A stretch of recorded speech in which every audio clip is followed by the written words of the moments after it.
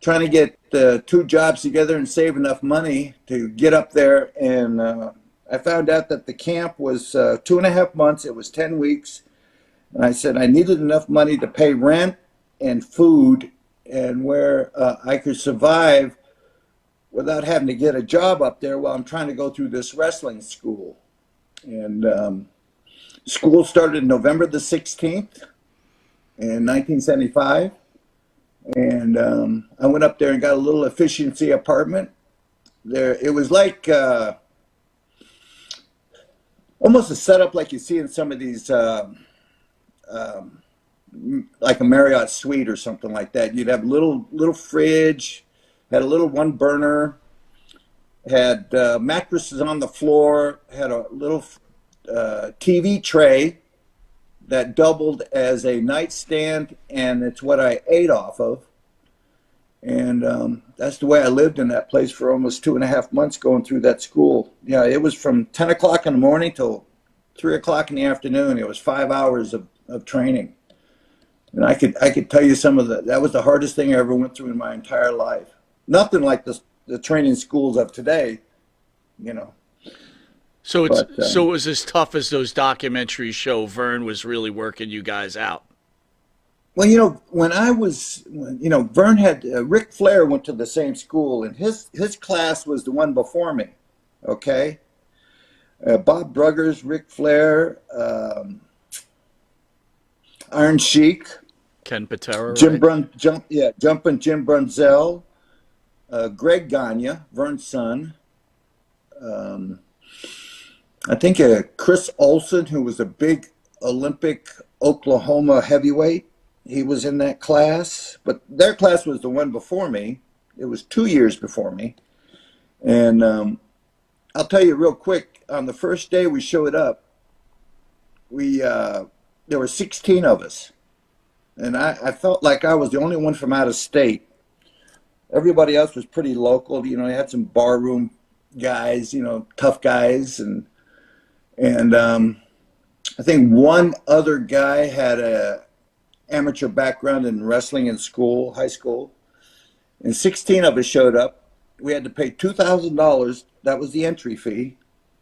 Back in 75, that was a lot of money, $2,000. I remember minimum wage was, I think, $1.50. Wow. And so,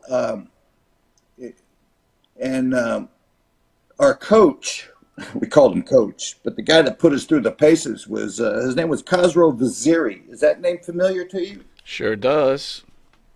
Iron Sheik. Yep. Right? He put us through the paces. Now, at that time, Iron Sheik, I think he's probably about 5'10", and he weighed $180. All right? So, God, he had us doing these Hindu squats. Now, we were in the basement of a 20-story building. That picture there, he's about 250. But at the camp, he was $180. And man, he was like a steel pole. Man, he was solid. And we were in the basement of a 20-story building. Vern's office was on the top floor, and it had high ceilings in the basement. That's where the ring was set up. And first day we went over to the stairwell, and now from the basement to the top it was 21 flights, and he made all of us run up to the top and run down. Now, of course, a lot of guys didn't make it. I made it up and down. I think I'm not bragging, but I think I was in the best shape of pretty much all of them, because I really took it upon myself that while I was in Florida, 3 times a week, I would work out with the weights, and the other 3 times a week, I would go to the beach and I would run 5 miles barefoot in the sand. I had a spot to where I parked the car, and I'd run 2.5 miles up to this pier. They had a little coffee shop, grab a coffee, and then run 2.5 miles back to the car. And I was doing this 3 times a week to get in shape.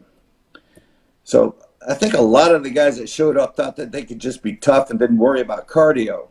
So, all right, getting back to, we would run the stairs up and all the way up to the top, 21 flights, and then run back down.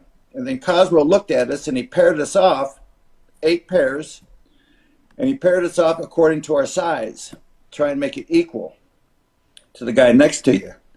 So then you had to get a guy up on your shoulders, his head over here, reach between his crotch and grab his leg, and you got him like in a fireman's carry, and carry this man up 21 flights on your back. Of course, nobody made it, but regardless of how many times you paused, Cosroe was relentless on making sure that you made it to the top, even if you just took one step at a time and had to take a rest. And so we all got to the top, ran back down, and then your partner carried you up, and then you ran back down. And then he asked one of each of the partners to drop down to their hands and knees. So I dropped down to my hands and knees, and my partner's name was Buck Zumhoff. Mm-hmm. And he said, Buck, grab Ricky's ankles. And so I would have to wheelbarrow on my hands up 21 flights. And Buck is holding on to my ankles, and I'm trying to go up each step one at a time with my, after you get about the third or fourth flight, your arms are shaking, your shoulders are burning, you're trapped, your neck, everything, and you'd collapse. And this is a cement stairwell. I had so many bruises on my face and forehead from catching the edge of the step every time my arms would collapse. And make it all the way up to the top and run back down and then switch. And then you grab his ankles and he'd have to go up on his hands up 21 flights. Now, that's all we did the first week, because it took, like I said, class was from 10 to 3. It took all that time for everybody to complete it. And then we were off on the weekends, and the following Monday, out of the 16, 4 showed up. A dozen quit. I was about to ask you how many fell out after the first week. A dozen quit.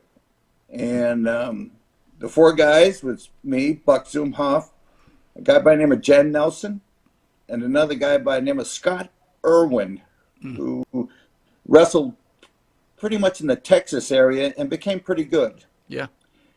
And I think he passed away. I'm not quite sure of the medical terms, but I think he had a retinal something cancer that went into his brain. And he was a young man. I mean, I think late 20s. And Jan Nelson passed away with an overdose. And then Zumhoff is in prison for doing something with minors. Yeah.